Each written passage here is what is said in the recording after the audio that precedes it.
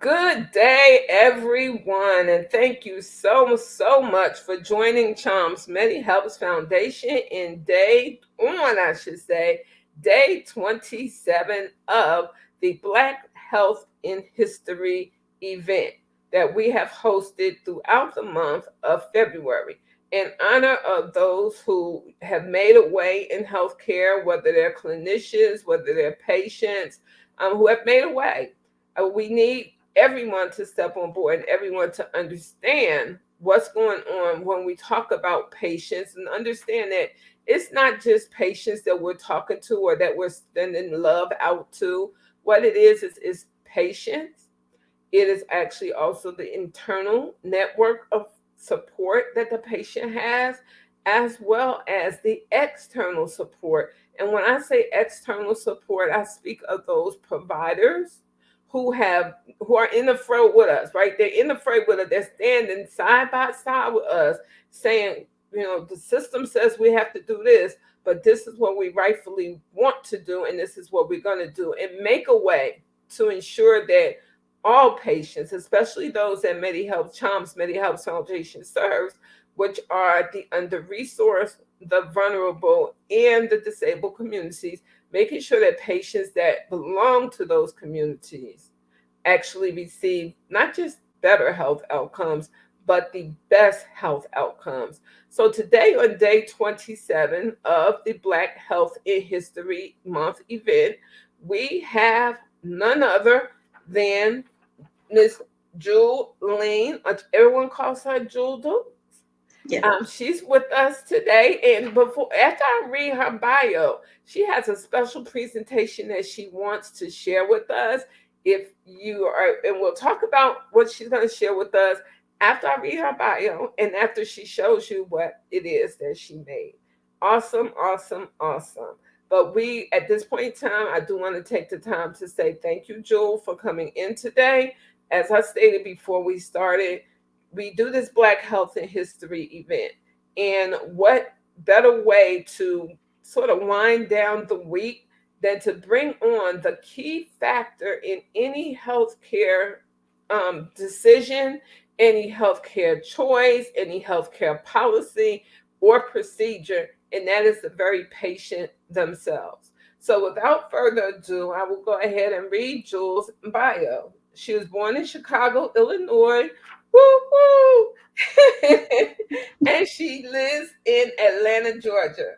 Jewel is a resilient soul and is battling the challenges of chronic illnesses with unwavering strength. Jewel's journey is a testament to the power of determination and the resilience of the human spirit. In August 2021, Jewel was diagnosed with Cushing's disease. This disease occurs when your body makes too much cortisol, a hormone related to the body's stress response. It's a rare pituitary disorder that is progressive. This means that without treatment, it will get worse over time. The symptoms of Cushing's disease includes weight gain in the trunk with thin arms and legs, weight gain in the face, a fatty lump between the shoulders. This may be referred to as a buffalo hump, brown stretch marks on the stomach, hips, thighs, breasts, and underarms. The thin, frail skin that bruises easily and slow wound healing. In October of 2021, Jewel had brain surgery to remove the tumor that was causing her illness. During this caused a host of other chronic illnesses and autoimmune diseases to appear. Through this adversity, Jewel remains to be a beacon of hope, inspiring others with her unwavering positivity and commitment to living life to the fullest. Her determination not to let the illness define her has led her on a path of self discovery, personal growth, and incredible achievements. Jewel has become an advocate for chronic illness awareness, using her own experiences to raise awareness, educate others, and foster a community of support. So I'm just going to stop right there for a moment. Those of you who've noticed, some have noticed and some haven't noticed, But those of you who have noticed, what will happen is that, or what has happened with Charms Medi Helps Foundation is every day for the month of February, as we brought on different speakers, there's been a quote to speak to what's going on with this particular senior subject matter expert that we have asked to come on. Please take a look at the post that was put out today, the details of the post. Miss Viola Davis wrote a strong, strong, strong post, strong quote in reference to Black women who face health challenges. Please take a look at that quote. If you need me to, you want a copy of it, please let me know so that I can send it to you to make sure that you do it. And it actually clearly, when I looked at this quote yesterday as I was getting prepared for today's event, and as I looked at it, I was like, this fits Jewel to a T. With all that she's been through, she continues to go through, and she's still fighting even harder. So Jewel embraces each day as a new opportunity for growth and gratitude. She has learned to find beauty in the small moments, to celebrate every accomplishment, and to savor the joy that life has to offer. Jewel continues to inspire others to embrace their own challenges, to find strength in their vulnerability, and to believe in the limitless possibilities that exist within each and every one of us. Jewel's story is a powerful reminder that every day is an opportunity to thrive no matter the circumstances. And so without further ado, I'm going to go ahead and bring Jewel in. I'm going to let her tell her story on what she's been through, since she's been diagnosed, the fight that she's had since she's been diagnosed. I'm also going to let her at this present time stand up and show us this beautiful shirt that she made. And if you're interested in getting this shirt, go ahead, reach out to my girl. She is busy making her and our ancestors proud, because every last one of our ancestors is cheering for her right now. Every last one of them. So, yes, indeed, she does have a shirt. I'm going to let her tell you. I'm going to stop talking because I can talk. I'm going to stop talking and I'm going to let her go ahead and tell her story. Go ahead, Jewel. Hi, well, my name is Julian Dukes. Like you said, I got diagnosed with Cushing's disease in August of 2021. That was after a long few years of being sick, gaining weight, being tired, um, at pain, everything.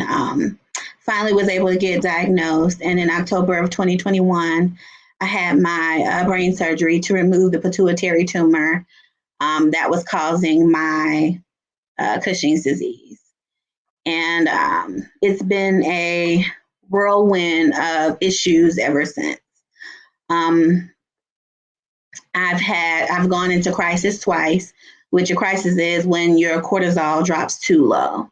So cortisol is a vital hormone in our body that we all need to live. So when that is too high or too low, your body starts to kind of act out. So when it's too high, as you stated, you'll get the buffalo hump, the striae. For African Americans, it looks brown, but for Caucasians, it looks purple. Um, you'll get muscle weakness, bone weakness. So for me personally, I have osteoporosis. I have arthritis in my neck, spine, hips, and knees. This is all the things that Cushing's has caused, all the side effects of Cushing's. Um, there's a lot more, and I can't think of them right now at this moment. But Cushing's disease, I believe, plagues the Black community. And it can cause uncontrollable high blood pressure, uncontrollable high blood sugar, which in us, they just say you have high blood pressure, you have diabetes, but they don't ever check our hormones to see if there's something causing it. So I do want people to know that if you have uncontrollable diabetes or if you have uncontrollable hypertension, and by uncontrollable, I mean even with medication, it's just not being controlled. Have them test your cortisol and see if it's high. Cortisol, Cushing's disease is a rare disease, but I more so think it's rarely diagnosed, especially in African Americans. Um, there's a global forum where CSRF, Cushing Support and Research Foundation, they did a study, and less than 2.1% of the people that took this survey were African American. And that 2.1% includes indigenous and other people of color. And I refuse to believe that only less than 2% of the people diagnosed with Cushing's are African American. I just think it's rarely diagnosed in our community because we're African American. We're supposed to have high blood pressure, right? We're supposed to have diabetes. And I just don't think that's the case for every person, every African American that has diabetes and has high blood pressure. So I wanted to be an advocate for this disease so that we know what to look for and we know how to talk to our doctors and what to say to them to try to get treated for this disease, because having it long enough, it can be fatal. So that's why I advocate as hard as I do. I have some facts here. 99% of the people in that study experience anxiety and or depression. That is a lot of people to just be depressed. That's not the state we should live in. Also, 9 out of the 10 of the people in this study lost physical strength. They had pain, muscle weakness, and insomnia. All these things are just living with those things on a daily basis. Being chronically ill is not fun at all. So I just want to advocate for Cushing's disease and a lot of other diseases as well, because we in the African American community, we very seldom go to the doctor. We don't really trust the doctors because, let's be honest, how many of us get correctly diagnosed when we first go to the doctor? So I just thank you for having this platform for us to be able to speak about being Black and us going through the healthcare system. Well, of course, like as I stated, this is when we have Black Health and History Month. This is for us, for all of us that are patients. I have to say all of us because I'm a patient. I'm not sure how many of us out here aren't patients. I'm sure there are, but to be real, how many really? Like you just stated, a lot of times we don't go to the doctor, so we don't know if we are patient or not. And unfortunately, in our community, a lot of times we don't even find out about us being a patient until it's way too late, such as COVID and such as all the people in COVID that we lost in our community that's tied to COVID, right? They didn't know they had these underlying conditions because nobody, absolutely nobody, is really talking about and paying attention to the fact that your personal history is tied to your family history. And even if it's like a smidgen of a way, it's still really tied to it. So for that, I do thank you for being here. I have Gaina Braxton that's on. She's saying what you're saying is a very great point, and I've said it again. And this isn't the only time that we've spoken, you and I, Jewel, where I've stated that we as African Americans, we don't know what's wrong with us, and ain't nobody telling us. Ain't nobody come to get us. And with the yellow school bus, it's not showing up on your block anytime soon. So we, all of us that have spoken during the month of February have brought that same issue. That's a commonality that I'm finding, and I'm hoping those that are listening at whatever time that they're listening to or sharing this information with people are sharing it out there so that people do know. It's a reality check for everyone, as I've stated before. And I thank you for not doing, for not doing this, as I stated to all of the guests that have come on and given them their time. Do not sugarcoat anything.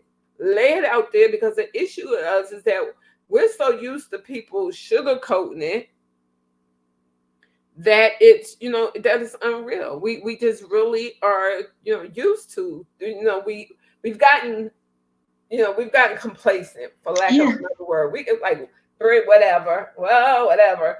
And we realize that when we're sitting back and we're saying whatever, we're keeping our kids, and we're not thinking about our kids. We're not thinking about our community. We're not thinking about anything other than being selfish and thinking of ourselves when we say, oh, I got a headache, but I ain't going to the doctor. I'm just going to take me some pills. How you know the pills are helping you? You don't. I mean, and so what you bring up is very, very good. Is, what you brought up was very good. The fact that we have to go. You go to the doctor and you ain't feeling good. You hear some of the symptoms that Jewel just brought about, or anybody else that you come across that brings up. Ask the doctor, because they ain't gonna ask you. Could you check me? Could you check my cortisol? Could you check my protein level? Could you check all of this stuff? Unless we ask, they're not going to do it. We have Nikki Peterson that's saying this is Austin trying to figure it out yourself. Advocates make it a little easier. Thank Yeah. you so much for that, Miss Nikki, for that shout out in reference to advocates and how advocates make it a little easier. Uh, we tend to advocates on all levels, whether it's a community advocate, whether it's a facility advocate, or an independent advocate. We try to make it easier for the patients, because we know what a puzzle, what a maze, lack of a better word, a maze or a Yeah. puzzle with 30,000 different pieces, and you sick and you trying to figure out, okay, well, how do I do this? How do I overcome this? You really can't figure it out, right? So you need help, right? Yeah. So we as And advocates, you have yeah, to learn which questions to ask. Like you have to learn how to deal with these doctors, because there's a certain way to deal with them to get what you need. right. But the thing of it is, Joel, and this is it, right? There's a certain way to deal with them, right? So, but Nikki was saying advocates make it easier. We would like to make it a whole lot easier, but we need the patience to be transparent with us, so that when we go fighting on your behalf or with you, we know what we're doing. We know we can get that answer for you, and that answer a whole lot sooner if we don't know. If we just dealing with, okay, well, they said this. But if we have the whole picture, we can help you on a whole entirely different level. But to your point, Jewel, before I read Gaina's other 2 points, to your point, right? There's a certain way you deal with a doctor. There's a certain Hmm. way they deal with us. The one way you deal with a doctor is you don't not say anything. Right. Right? And too many of us are doing just that. The doctor say one thing, we say okay, and we going about doing what the doctor wants us to do. But what happens if what the doctor wants you to do ain't working for you? Exactly. You ain't talking. You think it's gonna get What you fixed do? on. Right? You ain't talking. You think it's gonna get fixed on its own? No, it's not gonna get fixed on its own. That voice that you have is the most powerful tool that you Mm-hmm. have, that belongs to you. Why would you have it and not use it? Why? Why? Yes. Right? Gaina is saying, I wonder how many people have Cushing's that have not been diagnosed. And that goes to your earlier point. There, Jules said it earlier. There are a lot more people that probably have Cushing's that haven't been diagnosed, because it's a rare disease, first of all. And, with us, we're African, like Bianca Dickerson Williams said when she was on a couple of weeks ago, her overall theme was we black.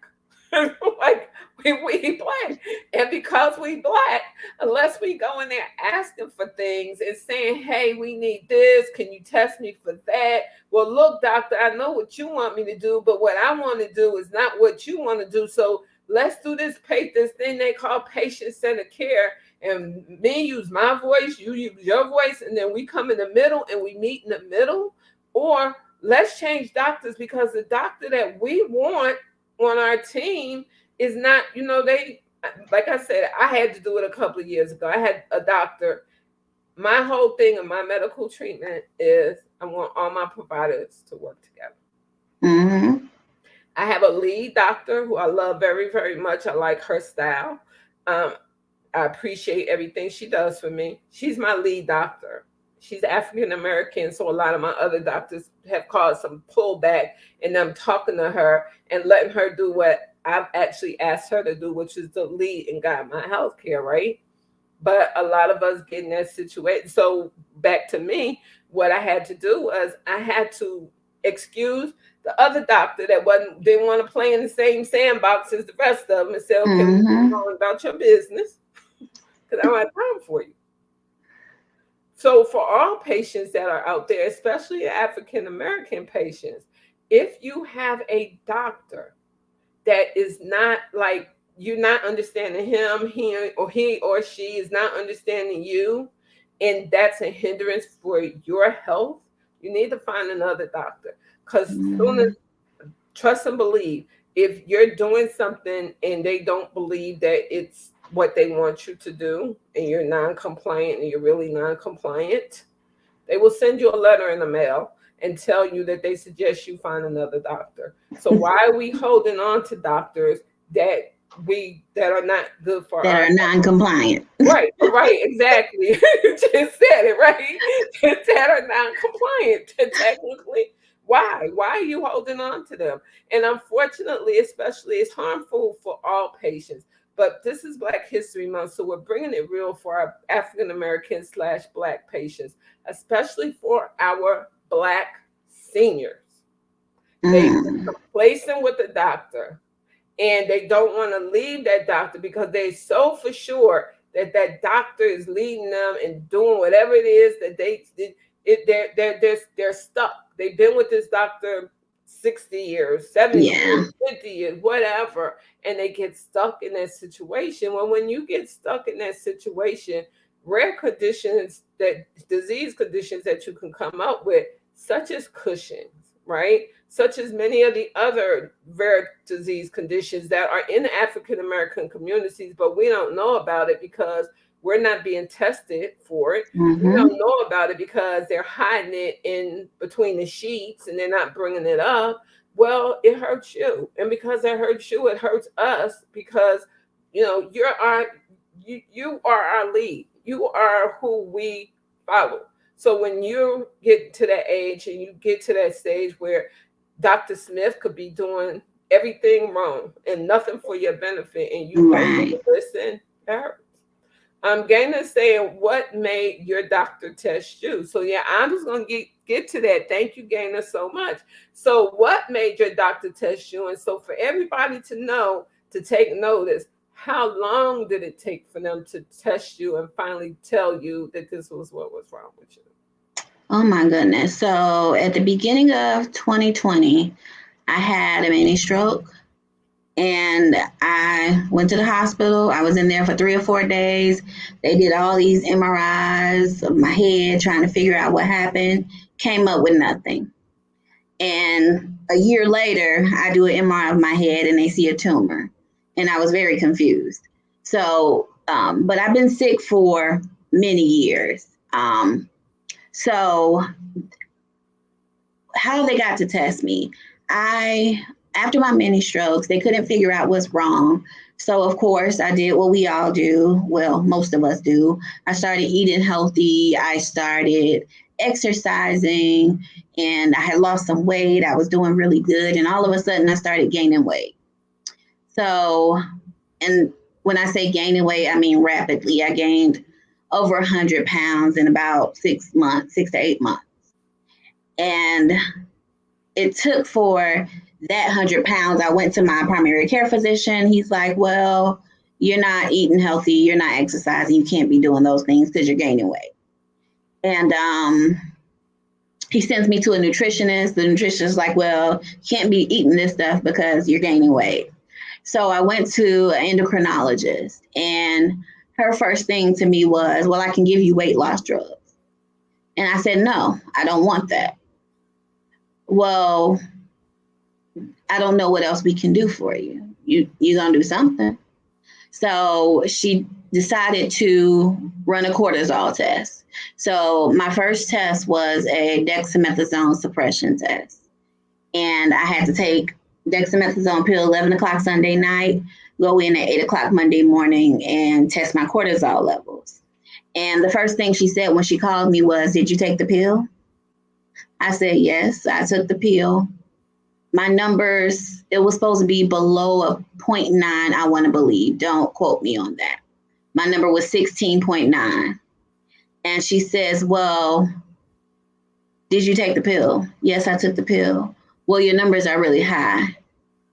And so at this point, I had already done all of my research and I knew exactly what I needed to do. And she's like, "Well, we'll send you for an MRI." So I went and got my MRI. They saw a 5 millimeter tumor on my pituitary gland. That is so small you can't even see, but it was affecting my life in a horrible way. Um, so where was I? You was talking about the pituitary gland. Yeah, so I went to the MRI and they found the tumor, and she told me, "Well, there's nothing we have to do right now. We'll just watch it." So I took all of this blood work and this MRI and went to a different endocrinologist, and I said, "Here, I have all of this information. Can you help me?" And she said, "You have Cushing's disease. And in order to be diagnosed, you have to have urine tests, saliva tests, and blood tests to confirm Cushing's." So I had to do one 24-hour urine, three saliva tests, and then two blood tests in order to be diagnosed. All of those tests came back high. None of them were normal. And that is how I ended up getting diagnosed. The power of your voice is what made the difference, because and I'm seriously hoping that people that are viewing this, watching this, take some time to actually, you can get a copy of this link so that you can share it with as many people as you possibly can. The power of the voice is what made the difference for Jewel, because had she simply taken what they told her at first and walked away and just been like, "Okay, well, she said not to worry about it, so I'm not going to worry about it," even though they saw the signs, they knew that something, when I say they, I'm speaking of the medical team that was watching her and was monitoring her, they knew something was wrong. How they came up with, "Oh, you ain't eating right," even though you were at the gym working out, but you're not eating right. And, "Oh, you let's change your diet," without them telling you why you need to change your diet. Nobody asked me what I eat. Nobody asked me, "How often do you exercise?" They just told me I wasn't doing enough. Without even knowing what you were doing. They just said, because because you're black. You And can't be. You gaining weight, right? You right, can't be doing these things. right. No testing, no, and even without the testing, you looking at someone who's gaining rapid weight. That's a sign that just The some funny people part, are. I've been with this doctor for over 10 years. So it's not like it was somebody who didn't know me or didn't. I have been with this doctor for over 10 years, and he told me, "Oh, you can't be doing that. I'm going to send you to a nutritionist." And so there again goes that trust issue, right? Which is so real in our community. And so many times people will say, um, Black people don't trust doctors. Well, I mean, We why have a should reason. we? Right? Why should we trust doctors? Unless we get a really good doctor. Like I said, I've been blessed to have found a doctor that understands me and I understand her. We have conversations, we have talks, we have discussions. in reference to, and on top of that, she knows that she just can't come to me and say anything, and I'm gonna be like, okay, well, let's go with that, Right. because I use my voice. And she looks for that, and when she sends me out to specialists, she tells them, I'm sending you, a patient. This is what, there's just certain things that she's not going to allow you to do or say to her. Whatever you do, you need to know that she's going to check behind you, right? So Mm-hmm. she knows how I am. And so that's the kind of doctors that you want to have on your medical team. And we all should have a medical team, because especially if you have a health condition, right? You want a medical team. That medical team should include your primary doctor, your specialist. Find a doctor that ends in IST for whatever it is that you are condition that you are being challenged with. Jewel just brought up the diabetic doctor, because that is the doctor who works with Cushing's disease, is the endocrinologist. Can you go see a regular medical doctor? Well, I mean, you sure you can, but why would you go see just a regular? No, I'm not going to say a regular medical doctor, but why would you go see a medical doctor that doesn't specialize in your disease or your condition when you can go see a specialist? So you want to And make sure not you only that, but you want to see a specialist that specializes in what you have. right, So I could go see any endocrinologist, but right. not any endocrinologist knows about Cushing's disease. Exactly. So that in fact is, if you can't find an endocrinologist that specializes in the disease you have, then have that endocrinologist refer you to. They all have networks. They know who teaches, who's good at what. They know. They do know, so You that can they can actually also you can also do your own research. Look it up. These doctors, they put their profiles online. They tell you what they do, they tell you what they specialize in. Do your own research. Because even if somebody refers you to somebody, that doesn't necessarily mean that's the best doctor for you. That is so very, very true. And that's a very good point. Do your own research. Be the leader of your own health care. Be that one that leads that journey where it needs to go for you. Nobody else can do that but you. I mean, we could all try, but at the end of the day, nobody else could do it but you, Mm-hmm. right? You want to have the specialist. You also want to have a dentist, because whatever medical condition you are dealing with, it's extremely important to have a dentist, because a lot of times our dentists, what many people don't realize is that our dentist can pinpoint that there's a problem before your actual doctor. So don't Mm-hmm. rule a dentist out. Make sure you have a dentist on your health plan. As a matter of fact, dentists are so very, very important that over the last 1 or 2 years, I can't really pinpoint exactly when it occurred, but what's now happened with dentists is that if you're being treated for a medical condition, your claims are not processed as a dental claim, they're processed as a medical claim, which means that you can go more than you would go if you, more than whatever plan you have says that you can go see a dentist. You have more opportunities to see a dentist, because now your condition is actually tied to your medical condition. So for those of you that are not aware of it, reach out, let me know. Hey, Sandra, can you give me, I have this, or somebody has this and they need dental work. Can you tell me if it should be paid as dental or medical, so that I can go ahead and look into it and give you what your health plan says, because all health plans are different, but the 99.5% of them, if you have certain conditions that you're seeing a dentist for, are now not considered to be dental, they're considered to be medical. So you want a medical provider as well. You also want to have a vision specialist. If you can get a vision specialist, you want to make sure your eyes are checked, because most rare conditions, actually most health conditions, period, at some point in time, they start to actually impact your eyes. All of this Mm-hmm. is considered holistic care. So you want to, make sure that you got all of these people on your team.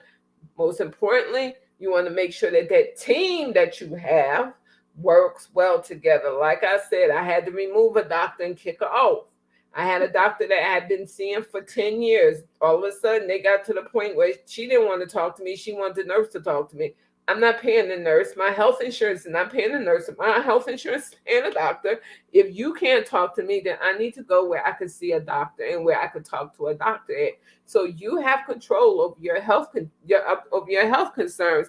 Gaina is saying what she's saying is very, very real. But Gaina, a lot of people in our community, they just don't get it. And so because they don't get it, a lot of times they don't go to the doctor. And she's saying you don't have to accept whatever the doctor you're given. You don't. Whatever the doctor gives you, if you don't think it's for you, me and my doctor, real quick, me and my doctor, before I started seeing a holistic doctor for my treatment for my diabetes, my doctor was like, I'm gonna give you this medicine, but I know you're not gonna take it. And I said, why you say that? She said, because I know you don't want to take no medicine. I had to tell her, I don't mind taking the medicine you give me or you prescribe for me, but you need to tell me why I'm taking it. If you can't really tell me why I'm taking it, then you're right. I'm not going to take it. So let me go to an outside specialist or outside medical care provider who gonna tell me all of this. Because no, I'm not taking this because you tell me to take it. We've tried that and look where I am. And at that point in time, my sugar level had been going flipping from 7 to 8 to 9. I mean, my sugar level was out of control because you want me to take medicine, and I'm like, I don't want to take that because that's what's making me sick. So I had to go looking outside outside for additional information. And I encourage all patients to do that, especially African American patients, especially women. We Mm-hmm. do it for everybody else. We look out for our kids, our moms, our dad. We look out for everybody else. At some point in time, we got to start looking out for ourselves because we cannot continue to pour from an empty cup. Yeah. And that's what a lot of us Black moms and wives do. We give and give and give until our body just can no longer do it. Right. And honestly, that's kind of what happened to me. I I would make sure my family had everything they needed. Everybody else got everything they need except me. So now my health is dwindling. And luckily, I have a family that is there to take care of me. But a lot of people, they get sick and then their family's like, well, you can't do for me, bye. Goes to show you, look, Jules, it goes to show you, right, that blood a lot of times is not thicker than water. Sometimes it's just real. Sometimes we find more love outside of our nucleus of our close knit family than we do Mm-hmm. in it. And that's sad, but that's reality of things. Sometimes we get more love outside of our own family community than we get inside. And that's Thank really you for being here, Nikki. now. Question for you: I do. How long did it take for them to diagnose you? The average diagnosis time for Cushing's disease, they say, is 6 years. I don't know how long I had Cushing's before I got diagnosed. I could probably look back. I had my son in 2016. I do know I had it then. Um, After I had him, I went through this very bad bout of depression, and they just shrugged it off to postpartum depression. And I'm like, nah, this ain't that. This is something else. Because if you want me to just be completely honest, I was suicidal. And I was having panic attacks. I went completely numb. And they took me to the hospital and told me it was anxiety paralysis. Who even knew that was a thing? But my body was just acting out. At 30 years old, I had arthritis in my knees. And they're like, well, you just, no, tell me why I got arthritis in my knees. But you can't tell a 30-year-old woman that you're just getting old or. So They just look at me and say they don't know. So I don't know exactly how long it was. I do know that I was sick um, prior to trying to have my son. So I went through infertility issues before I had my son. It took us 4 years to get pregnant. I went to fertility doctors, and they just kept wanting me to spend money, do IUI, do IVF, and I'm like, nah. For something in my spirit was telling me, no, don't do that. Just give it a minute. So I did take some of the medications that they told me to take. Never worked. They gave me a diagnosis of unexplained infertility. So I started seeing a herbalist, and she put me on herbs to regulate my hormones. Within 6 months of me seeing her, I ended up getting pregnant. Now, the problem was while I was pregnant, I was fine. But after I had my baby, I could no longer afford to continue to see her because honestly, it was expensive. And that's when my health drastically declined. So it has to be at least 10 years, 10, 12 years. Yeah. So that was a journey. I can only imagine, and I'm thankful that there are a lot more insurance companies that are actually now covering holistic treatments. They don't cover them all, but there are some that do cover holistic treatments. There are actually also what I encourage people to do who are like, you know what, I want to go the holistic route. I don't want to do medications. There are schools that people can go to that actually are in the holistic field, that a lot of times those students who are overseen by senior masters can actually offer those programs free or on a sliding fee scale.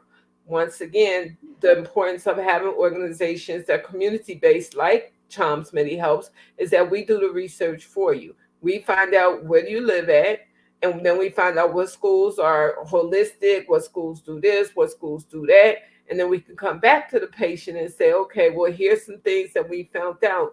You might want to reach out to them. You know what? Our ancestors didn't have this kind of, I mean, heck, they was jailed sometimes and beaten very, very badly. Sometimes for sharing this kind of information. Well, we have this information now. It's free knowledge through the internet. You can always get it. But what happens is that when patients are sick, they're tired. I mean, I remember a couple of years ago, it had been maybe like 3 or 4 years ago, Jewel. I was in a doctor's office. Well, I wasn't there by myself, me and my husband, and we go with that support network. We were in a different doctor's office every other day. It became to be mind boggling to me. Why am I going to all of these doctors? What's going on where you can't figure out what's really going on? And you put me on medicine that's making me sicker than when I came in to see you, Mm-hmm. right? So so we know, we all of us that are patients know, especially those patients with the chronic conditions, right, and with the rare conditions, know. Look, I ain't got no time to be looking up all that information. I would love to look up that I'm information. I ain't got tired. time for that. I'm tired. Tired. I'm tired. Can somebody help me find the information? Reach out. We're here. Nikki is saying she loves you, Jewel, as such as I do. She had symptoms in 2005, and it took her to 2017 to get diagnosed. So, Gaina, it's taking some time, and everybody else has taken more than the length of time that it should take for you to find out. She had surgery. Nikki is saying she had surgery in 2018. And Nikki, I'm gonna tell you just like I tell Jewel, you need somebody, you need some help, you need some assistance. Please reach out. Please reach out. Don't go through these things on your own. Because you don't have to. You shouldn't have to go through them on your own. We love you because you're still here with us, sharing with your cohort, Miss Jewel, in reference to that journey that, while you didn't take it together, you took it nevertheless, right? You were on that same trail. So for that, we thank you. And as I said, for this, as I said, we so appreciate you. This is a patience day. We all are out here talking about we want the patients and we want this and this. We want their information. And why ain't they taking a part of our processes that we have or our help that we trying to give you? Why are they not doing it? There you go. There you go. They go for it. Exactly. We don't trust you. And again, thank you, Sandra, for the work you do. I don't have a choice. I don't have a choice. I don't have a choice. I studied this in school. I lived it every day of my life. I've lived it. I've seen it. I've been it. I don't have a choice. Somebody has to stop talking, right? You get up and Action. start doing some Action. stuff, right? Mhm. Somebody has to stop talking. Enough of this talk. What y'all talking about now? Now, know what y'all gonna do once y'all finish talking about this, right? I mean, there's. I love talking. Trust and believe. Everybody can tell you, especially when it comes down to health. It's a passion of mine. I'm driven by health. I'm driven by making a difference for all patients, especially those that belong in the communities that I belong to, right? But at the end of the day, I'm tired of talking. Look, we need to Mhm. be making some plans. We need to be doing something other than sitting around here chit chatting. Chit chatting ain't helping nobody. Chit chatting had Miss Nikki waiting 18. Well, she had Miss Nikki waiting 13 years to get her surgery. Had Jewel waiting over 10 years before her go into the doctor's office and say, "Look, no, we ain't doing it like that no more. Test me and test me now." Right? Mhm. So we had to, and this don't make sense. We're not second class citizens. We're first class citizens, and we need to start acting like we're first class citizens. We need Yeah. to, instead of being in competition with each other, we need to be in collaboration and say, how can I help you? What information can I give to you to help you along your path? That's the only way any of us are going to get any better. So, Miss Yeah. Jewel, I wanna. go ahead. I'm sorry. I want to actually mention another disease that I have that plagues the Black community. I have lipedema. Lipedema is a buildup of adipose fat.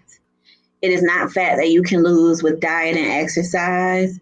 It is nodules that you can actually feel under your skin. And a lot of African Americans don't know that we have this disease. They realize that something's wrong. Oh, my hips are really big, or my butt is really big, or my thighs are really big. But they don't realize that that's a disease, that's abnormal. So that was something that I wanted to point out also in the Black community. If you feel like something is wrong, something is probably wrong. Your intuition. Your intuition. Follow your intuition. And that lymphedema is real. We Mm-hmm. have Women's Health Month coming up in March. And they say November, coming up in March, which is lymphedema month. And we Yeah. will have a provider that actually is a lymphedema specialist, senior Okay. subject matter expert. Amira Muhammad will be delivering a talk, a discussion on lymphedema, what it Okay. looks like. So I'm gonna let you know when she's actually going to be on, so you can actually tune into, you don't just tune into her night, because it's 17 days of nothing but awesomeness coming in March. It's for us. It's to us, it's for us, it's by us.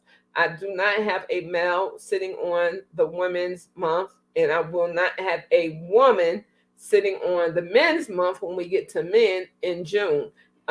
We need to address ourselves. We need to make sure that we're talking to a community that does understand. Carolyn Coleman is saying hello, everyone. Thank you so much, Carolyn, for coming in. Appreciate you.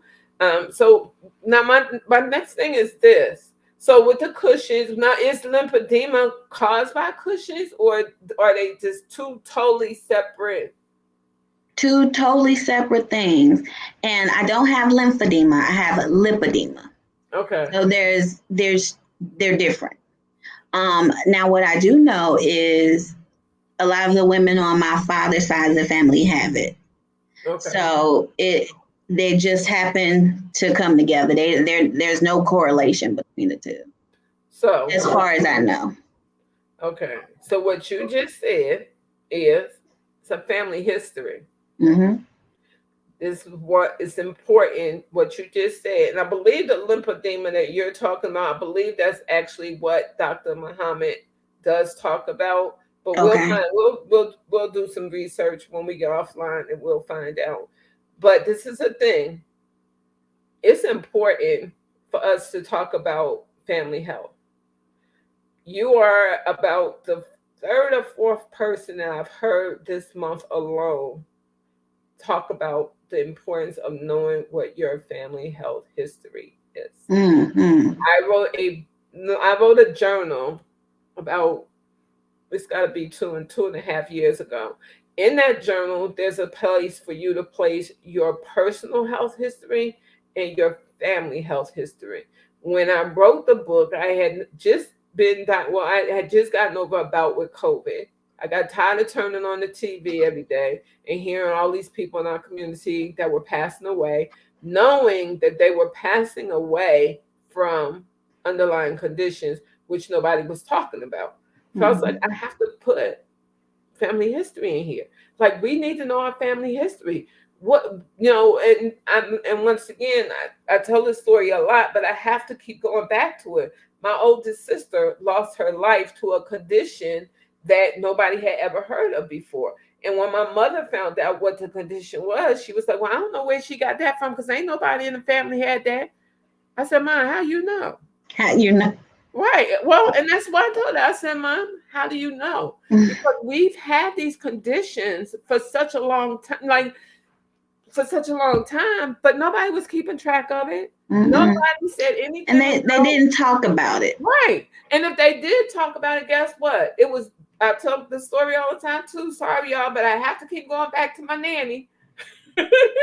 When we were growing up, we went to Nanny's house for the holidays. We were all at Nanny's house on the holidays. As a kid, you dare not step one foot in that adult room. You had no business in there. Actually, we did, but we didn't have any business in there. Who are we going to stand up to and tell them so we can feel Right. somebody's fist or somebody's hand, or just being chastised? Who are we to say? Right? Or we just say to them, we gonna stay here because we want to know what you're talking about. Right. Right? None of us will be here today, especially nobody that I know, because birds of a feather flock together. So I know the people that I'm in cool with, that I'm close with, I know they were raised with the same understanding that I was. Kids stay in kids' places, You stand. not in Mm-hmm. adult places, right? So they were talking about, we don't know what they were talking about. All these years later, all of these years later, we're now finding out that some of these diseases that are coming about have been around for such a very long time. They've been in our family, but because they were either too stigmatized to talk about it, or it was a big hush hush. Especially cancer was a big hush hush when I was growing up. Nobody spoke about it. It was, that was just like having an STD, having cancer, right? So they didn't talk about it. And so now, years later, we're in our 30s, our 40s, our 50s. Some of us are even in our 20s, right? And now we're hearing about these conditions that are coming up. And the younger people right now are facing that challenge as well, which means that we are still, as adults, we ain't adulting when it comes down to our kids, right? We are not adulting when it comes down to our kids. And then adulting I, means talk to your children and tell them what's in your family. Get my journal, write it down. You don't even have to buy my journal. I just want you to write it down and keep it somewhere where they can find it. Should you unfortunately lose your life, your family will know what their history is so that they can go to the doctor and they can ask the doctor, well, could you test me for this? I just want to know if it's in my family, right? You only have to guess. My mom had this. Can you test me for it too? Just so I can make sure that I don't have it. We as African Americans, we got to do it, because if we don't do it, nobody's going to do it for us. We'll be dropping mm-hmm. off like flies. Anybody gonna care? I tell you, my grandmother was in her 60s when she passed, Mm-hmm. and all of her daughters were in their 50s when they passed. There is not a woman, aside from my great grandmother, she was in her 90s. There is not a woman that lived past their 60s in my family. And I refuse to be a part of that statistic. We stand here with you, the community, especially the community that's here, the community that's watching tonight, the community that, will be looking at this at some later point in time. We stand with you, Jewel. We're not going to let you give up. We're not going to see you give up. We just not going to do it. I mean, I have people that will come back and say, hey, whatever happened to such and such, and she was on your show, or, just keeping in touch to make sure that you're still here. We are your community. We stand with you. We stand in that gap for you. If there's ever, you know yourself, you call me or say something to me, Sandra, such and such is happening, and you know I'm on it. I'll tell y'all, I was waiting about maybe a year. Was it a year? Trying to get an electric wheelchair.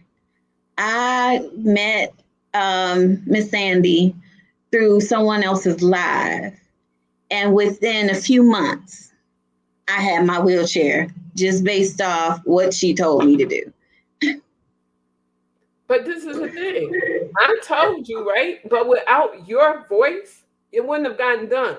And I Mm-hmm. say that because I offered. I was like, Jewel, I'll make the phone call. You was like, no, I got this. Let me do it. You told me what to do. Let me do it. And you got on it. It was your voice that made the difference. It was me in the background encouraging you and leading you step by step to get that wheelchair. But if Yeah. it wasn't for your voice, where would we be at? You probably would still had that wheelchair, knowing me. You probably would have Eventually.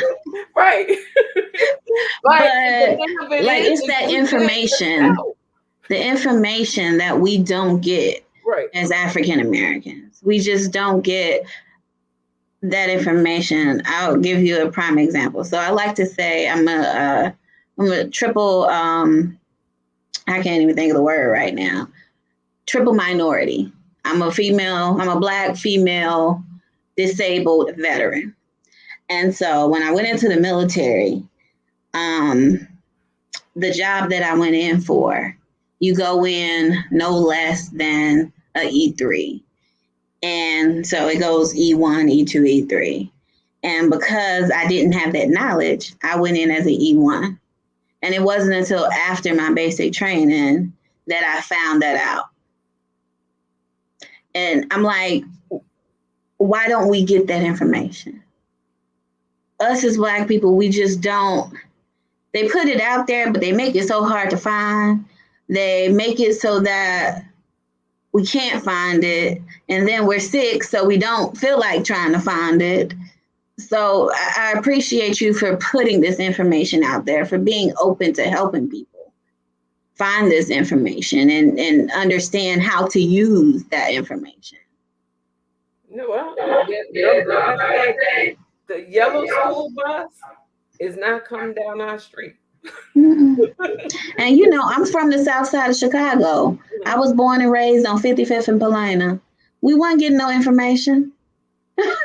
You're not. We You're weren't like I getting said, that. like Bianca says all the time, you're black. You're not. You're not. I mean, it's reality of it. You as a black individual are not going to get that information unless you know someone that can give it to you. Charnel Conley Baxter is saying hello. Hello, Miss Charnel. Thank you so much for tuning in. We certainly appreciate you. But there goes to show you, you have you and thank you so much for your service, right? You should have been treated so much better. But here we are. Who cares? You know what I'm saying? Like here we are. You gave up your life pretty much to go and serve in the service, right? Expecting to be treated with, honesty, with truth, with met with, okay, we're gonna help you get what you need to have. Not you're gonna have Mm-hmm. to figure out what you need to have, and then once you Nope. figure it out, and a lot of times what happens is that once you figure it out, by then it's all gone. It's too late. It's too late. It's really too late. My So I mother, My mother passed of lung cancer. We found out in, I want to say, June. Mm-hmm. And by August, she had passed. But she was going to the doctor and going to the doctor, and they assumed she was drug seeking, and there's nothing wrong with you. But she ended up having stage 4 lung cancer and passing a few months later. And they do the same thing, sadly, they do the same thing with those individuals who are sickle cell warriors.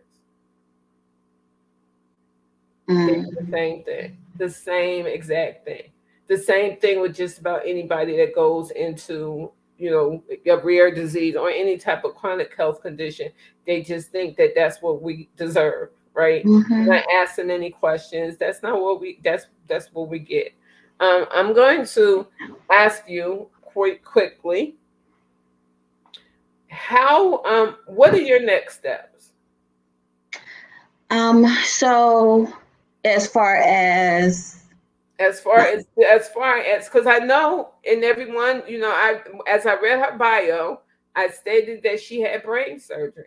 She also just had, over the past couple of months, she also just had back surgery.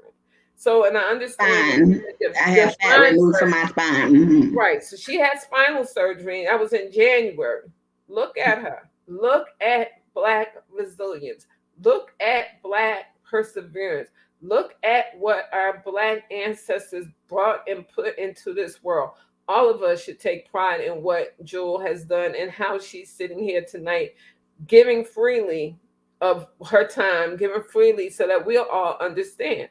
She's the picture of what our Black ancestors wanted us to see when we said pain or we spoke about pain. They wanted to see us pushing forward, coming together as a collaboration and pushing this thing forward is what they expected for us to do. So you had the spine surgery, you had the brain surgery. Now, as far as your prognosis, is there any, what lies ahead for you as far as prognosis? Is it will you ever have to have brain surgery again or the spine surgery again? So Cushing's can come back. It is not a disease that completely goes away. It can come back. I don't remember I want to say it's like 50% of patients have a recurrence. So I cannot say that I will never have it, but God willing, I won't have to have it.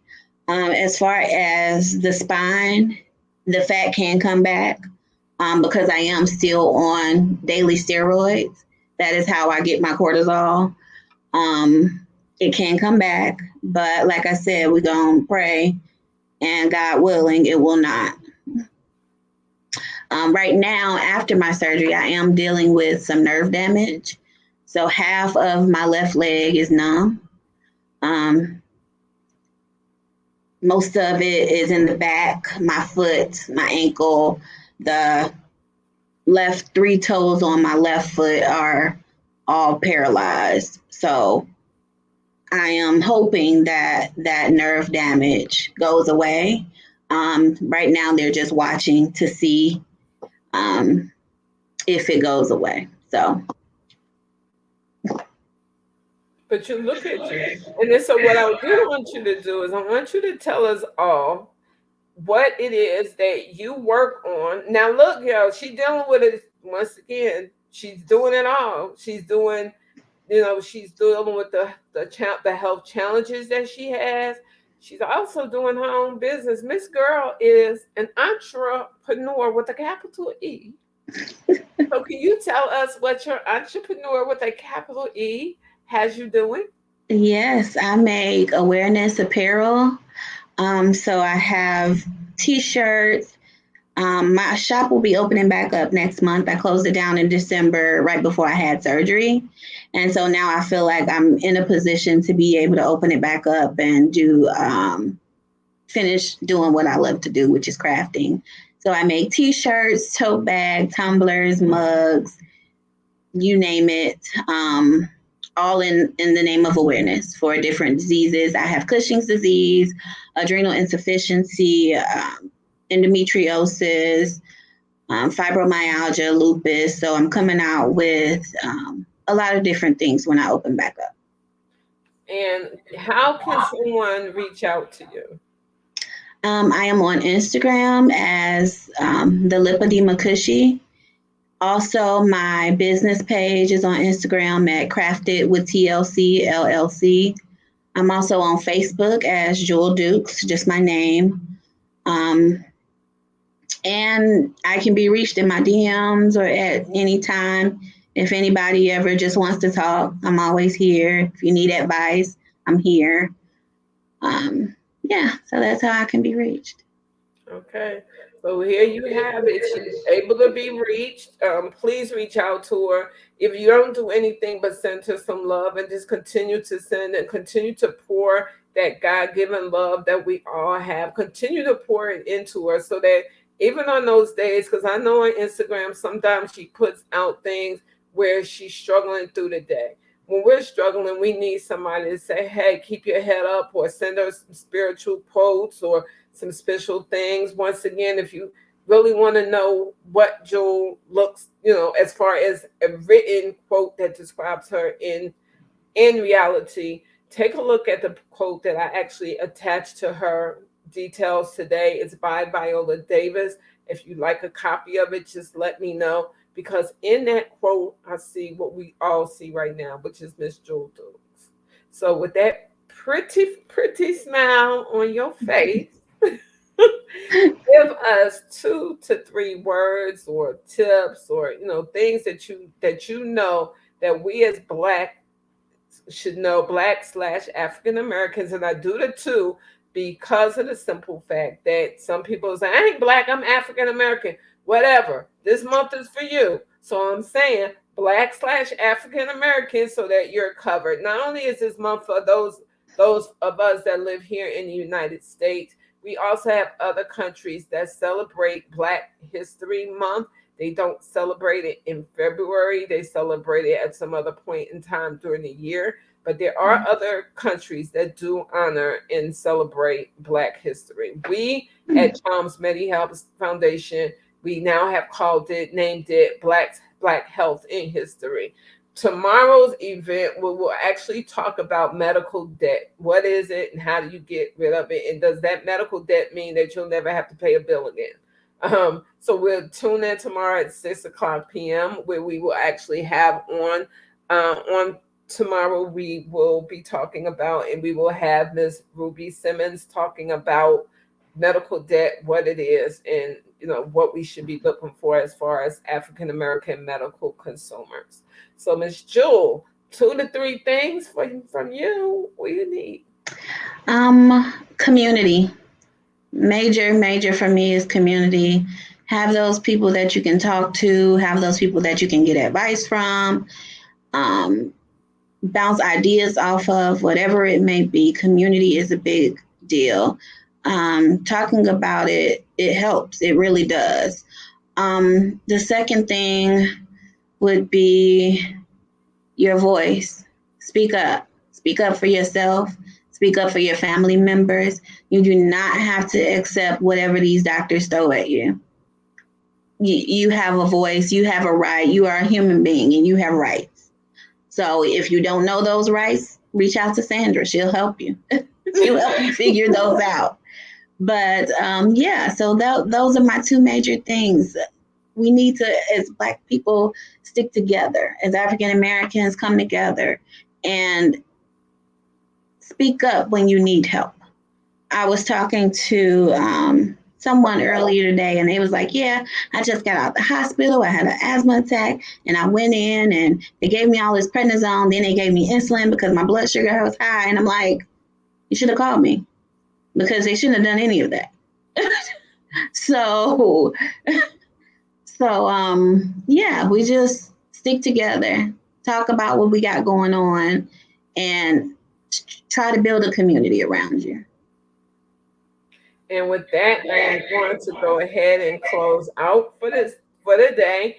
Please once again stay tuned. Tomorrow is day 28. We're almost at day 29, but with day 28, please come back and and join us and join the discussion that we bring forth. These are topics that we as an African American / Black community need to know about. And you are so correct, Jewel. Community with a capital C is what we need to band together to make sure each and every one of us is able to live a good, fruitful, and healthy life. So thank you for that. And goodbye to everyone.